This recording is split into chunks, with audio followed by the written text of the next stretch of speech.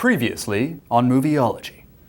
Fiction was ambling along on his way to the movies when well-meaning Christian stepped out of the woods with a condemnation machine. Fiction was very afraid, but thankfully had a copy of the Bible in his back pocket. After reading some parables and poetic images in his defense, he felt safe from harm, until well-meaning Christian pulled out a subtlety adapter +1 and attached it to his condemnation machine. Well-meaning Christian pointed the newly subtilized weapon at Fiction's cousin, Fantasy. Well-meaning Christian would take no excuses from Fiction. He wanted Fantasy to speak for himself. When we left, Fantasy was poised to give a reason for his existence. But then, the narrator abruptly concluded the episode, leaving Fantasy in a pitiable whirlpool of anxiety. Until now.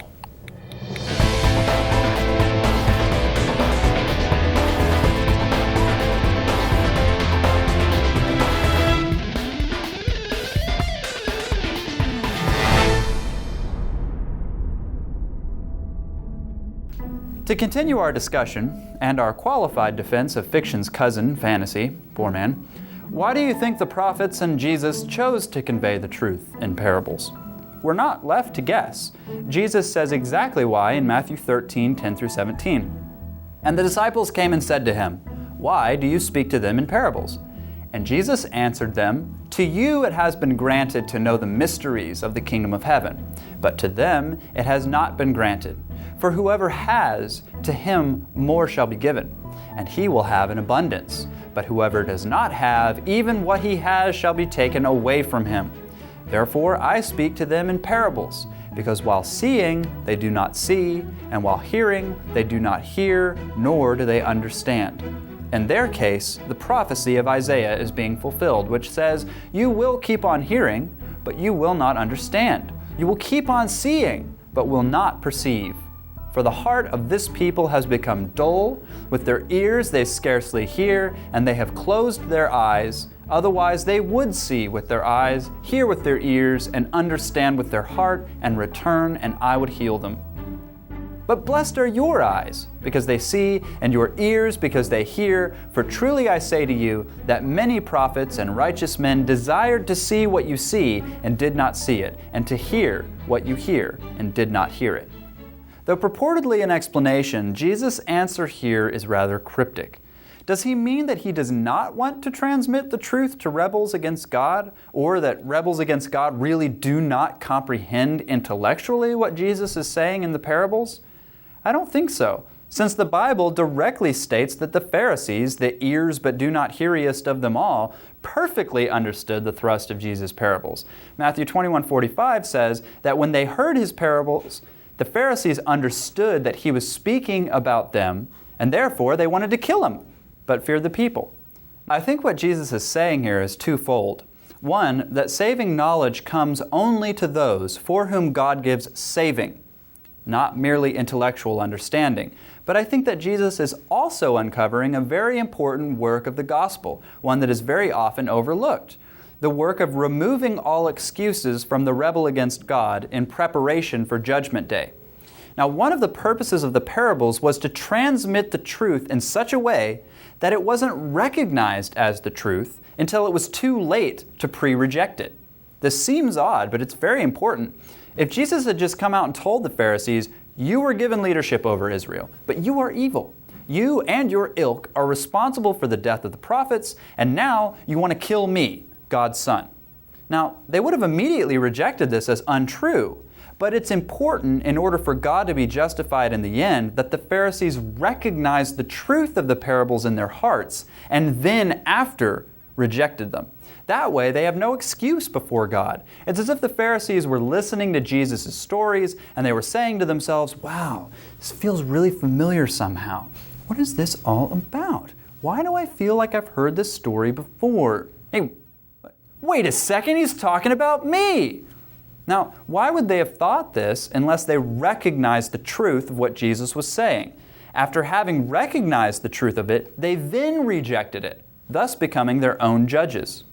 Christians of our day could learn a lot from this. Now, if our narratives are cliché Christianese, unbelievers will reject them before they've even listened to what we're saying.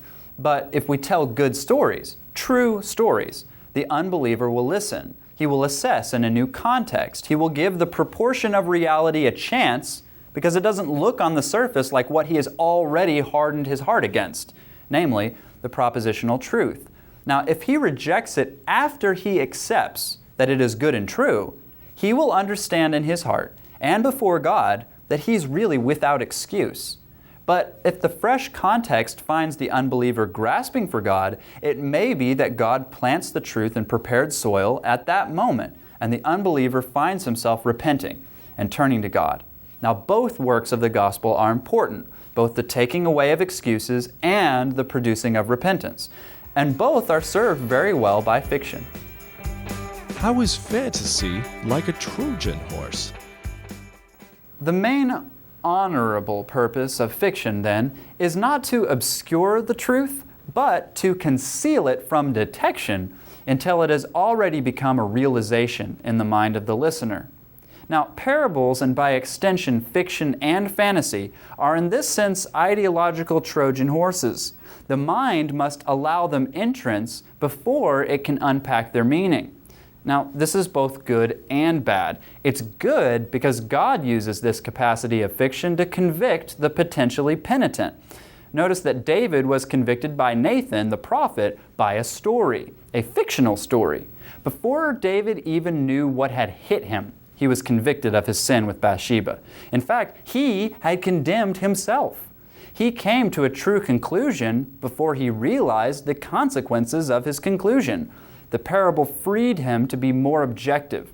Now, had David known where the parable was going from the beginning, he might have been tempted to steel his mind against conviction, to be lenient with himself. Instead, the fictional format allowed the truth to well up within David before he had a chance to be dull toward it. Now, this is the true power of fiction for edification. But if fiction can be used as a Trojan horse for the truth, could it not also be used to transmit falsehood undetected? Regrettably, yes. And it has been so used. The best or worst example of this that I can think of is Philip Pullman's His Dark Materials trilogy. The first of these books, The Golden Compass, was made into a movie that, thankfully, performed so poorly at the box office that it effectively precluded the adaptation of the other two books into film. Yay! Anyway, Philip Pullman is an avowed atheist who explicitly designed his books as an anti-Christian alternative to the Chronicles of Narnia. Within the frameworks of the books, sin is the source of creative power and innovation. Lawbreakers are alone trustworthy, and the church, represented very obviously in the magisterium, is the source of all repressive tyrannical cruelty in the world. This is a world turned upside down, where evil is good and good is evil, yet somehow within the framework of the books, this all seems plausible. Now, of course, it is apparent immediately that little girls who follow the example of Lyra, Pullman's protagonist, and trust only murderers and liars will probably not make it much past little girlhood. But in the book, this all seems unforced and very right and natural. Now, if a reader were to transport the seemingly sound fantasy assertions of the book into the real world, which is Pullman's wish, I'm sure, he would already be harboring doubts about Christianity without even realizing it. Only a person very much on guard could protect himself, and only after grappling with the issues that Pullman raises. This fiction is untrue, not because it is unfactual or even because it is impossible. It is untrue because it does not maintain the true proportions or likeness of reality. In conclusion,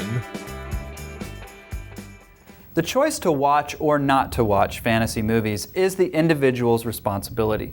Fantasy can give us the opportunity to revisit old truths or discover unknown ones in a fresh and unbiased context, thus facilitating realizations that we would not have come to from our regular day-to-day perspective.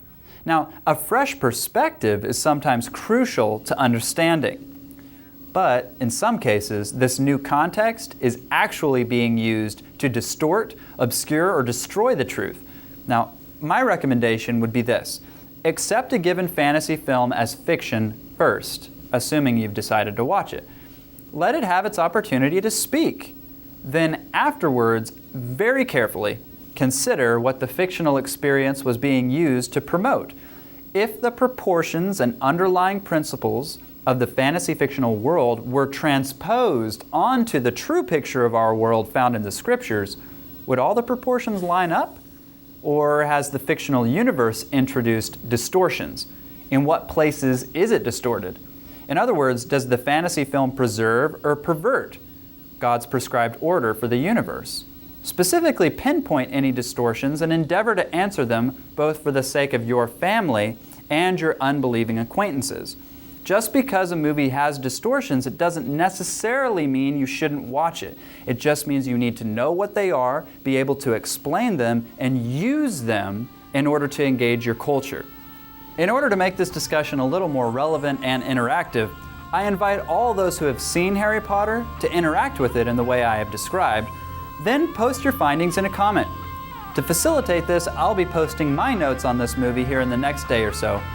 Until then, I'm your guest host, Michael Minkoff, and you've been watching Movieology. Jelly bean? What does that come from? It makes no sense. That's just I'm having trouble taking myself seriously.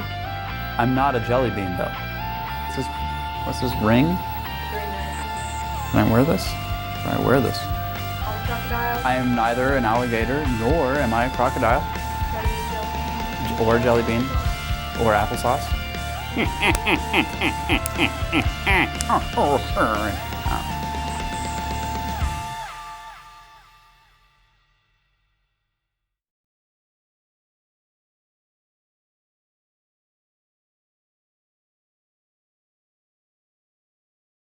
Yeah, they're talking about extensions. Is what? Extensions, phone extensions. I was like, And they have like wires hanging down in the ceiling of, Jonathan and Jacob's new office and stuff. Oh. It's a big mess. Wow.